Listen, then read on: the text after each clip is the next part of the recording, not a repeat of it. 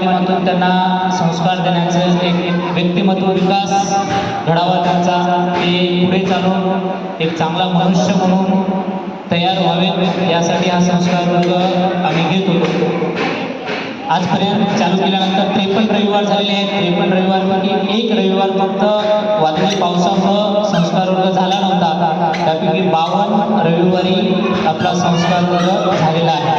ते एक आपल्याला खूप आनंदाची आणि सातत्यमय गोष्ट म्हणतात त्याचं एक उदाहरण आहे. त्यामध्ये भरपूर विद्यार्थी असायचे, 35-40पर्यंत 50पर्यंत पण आपली संख्या गेली होती. वेगवेगळ्या कारणानिमित्त प्रत्येक रविवारी कोणाला येणं शक्य नसतं, पण भरपूर संस्कार वर्गाला भरपूर विद्यार्थी उपस्थिती होते. ही एक चांगली गोष्ट आहे.